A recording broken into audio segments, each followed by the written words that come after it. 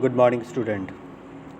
आज हम आलेख लेखन के विषय में जानेंगे कि आलेख क्या होते हैं।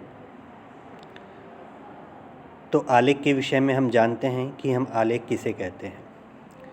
आलेख वास्तव में लेख का ही प्रतिरूप होता है। जिस प्रकार हम कोई लेख लिखते हैं उसी प्रकार आलेख लिखा जाता है। लेख में आ उपसर्ग लगा है। इसका अर्थ हुआ कि लेख में किसी विषय पर अपने सम्यक विचारों को गद्य रूप में प्रस्तुत करना। यह आकार में लेख से बड़ा होता है। कई लोग इसे निबंध का रूप भी मानते हैं। तो कुछ लोगों का मानना है कि आलेख निबंध की तरह ही होते हैं, जो कि काफ़ी सीमा तक उचित भी है। किंतु निबंध में हम लोग हेडिंग्स भी डालते हैं, जबकि हम आलेख में हेडिंग्स नहीं डालते हैं। अर्थात इसमें संकेत बिंदु नहीं दिए जाते हैं, जबकि निबंध में संकेत बिंदु भी दिए जाते हैं। लेख में सामान्यतः किसी एक विषय से संबंधित विचार होते हैं। लेख जो हम लिखते हैं उसमें क्या होता है कि किसी एक विषय से संबंधित हम अपने विचारों को प्रकट करते हैं। लेकिन आलेख में हम अपने विचारों के सम्यक और संपूर्ण विचारों को रखते हैं। अर्थात आलेख सम्यक और संपूर्ण विचारों का रूप है। आलेख गद्य की वह विधा है जो किसी एक विषय पर सर्वांगपूर्ण और सम्यक विचार प्रस्तुत करती है। किसी एक विषय पर विचार प्रधान एवं गद्य प्रधान अभिव्यक्ति को हम आलेख कह सकते हैं। इनका संपादकीय से कोई संबंध नहीं होता। ये लेख किसी भी क्षेत्र से संबंधित हो सकते हैं। अर्थात जो हमें आलेख लिखने के लिए दिया जा सकता है वो किसी भी क्षेत्र से संबंधित हो सकता है, जैसे खेल से, समाज से, राजनीति से, अर्थ से, फिल्म से, किसी भी क्षेत्र से। इनमें सूचनाओं का होना अनिवार्य है। क्या है इसमें? सूचनाओं का होना अनिवार्य होता है। आलेख के कुछ मुख्य अंग होते हैं, जैसे भूमिका, भूमिका के बाद विषय का प्रतिपादन, फिर तुलनात्मक चर्चा और अंत में निष्कर्ष। अर्थात हम इन हेडिंग्स को डालते नहीं हैं, लेकिन जिस प्रकार निबंध में हम पहले प्रस्तावना या भूमिका लिखते हैं, फिर अपने विषय के बारे में पूरी बातों को लिखते हैं, उसके बाद कोई तुलनात्मक चर्चा भी की जाती है और अंत में हम उपसंहार यानी निष्कर्ष भी देते हैं। ठीक है ना? तो उसी प्रकार आलेख में भी हमें पहले कुछ लाइनों में अपने विषय से संबंधित भूमिका बनानी होती है। उसके बाद उस विषय से संबंधित अपनी सभी विचारों को, जो तथ्य हैं, जो आंकड़े हैं, जो हमने एकत्रित किए थे अपने आलेख के लिए, उन सबको प्रस्तुत करना है। साथ में स्थिति के हिसाब से तुलनात्मक चर्चा करनी है और अंत में अपने विषय से संबंधित निष्कर्ष दे देना है। आलेख रचना के संबंध में प्रमुख बातें हैं जो हमें ध्यान रखनी है। अर्थात एक सार्थक आलेख के निम्नलिखित गुण हैं, जैसे नवीनता एवं ताजगी।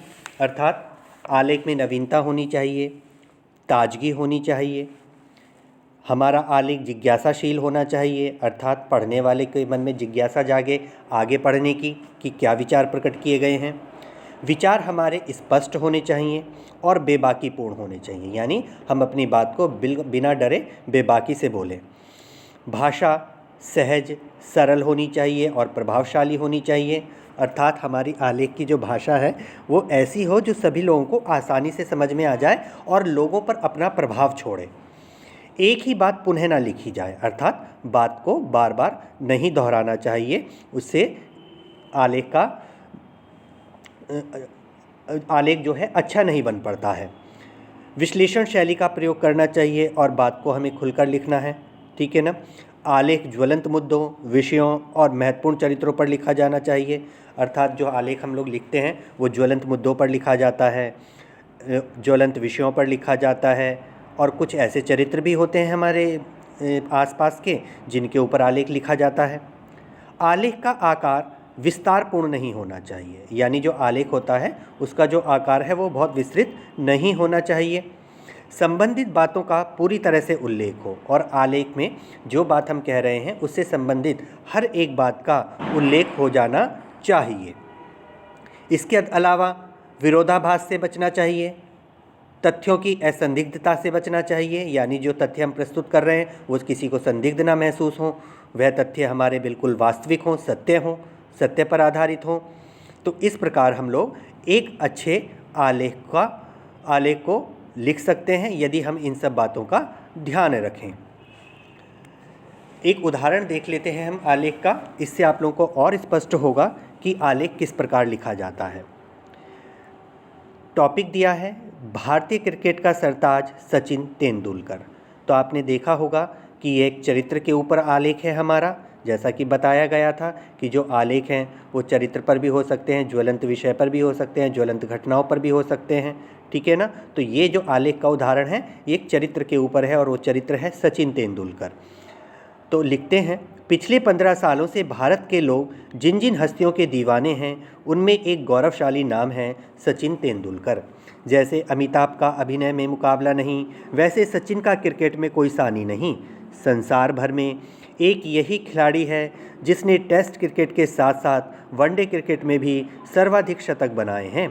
अभी उसके क्रिकेट जीवन के कई वर्ष और बाकी हैं। यदि आगे आने वाला समय भी ऐसा ही गौरवशाली रहा तो उनके रिकॉर्ड को तोड़ने के लिए भगवान को फिर से नया अवतार लेना पड़ेगा। इसलिए कुछ क्रिकेट प्रेमी सचिन को क्रिकेट का भगवान तक कहते हैं। उसके प्रशंसकों ने हनुमान चालीसा की तर्ज पर सचिन चालीसा भी लिख दी है। तो आप लोग देख रहे होंगे कि इसमें स्पष्टता है, साथ साथ इसमें जिज्ञासा भी है, रोचकता भी है। मुंबई में बांद्रा स्थित हाउसिंग सोसाइटी में रहने वाला सचिन इतनी ऊंचाइयों पर पहुंचने पर भी मासूम और विनयी है। अहंकार तो उसे छू तक नहीं गया है। अब भी उसे अपने बचपन के दोस्तों के साथ वैसा ही लगाव है जैसा पहले था। सचिन अपने परिवार के साथ बिताए हुए क्षणों को सर्वाधिक प्रिय क्षण मानता है। इतना व्यस्त होने पर भी उसे अपने पुत्र का टिफ़िन स्कूल पहुंचाना अच्छा लगता है। सचिन ने केवल 15 वर्ष की आयु में पाकिस्तान की धरती पर अपने क्रिकेट जीवन का पहला शतक जमाया था, जो अपने आप में एक रिकॉर्ड है।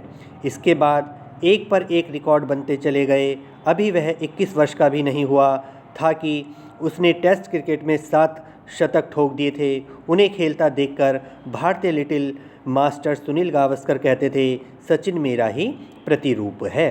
तो ये था हमारा सचिन तेंदुलकर के ऊपर लिखा गया आलेख, जिसका शीर्षक दिया गया था भारतीय क्रिकेट का सरताज सचिन तेंदुलकर।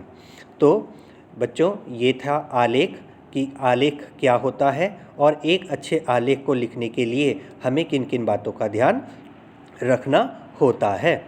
अगली वीडियो में मैं आप लोगों को फीचर लेखन के विषय में बताऊंगा।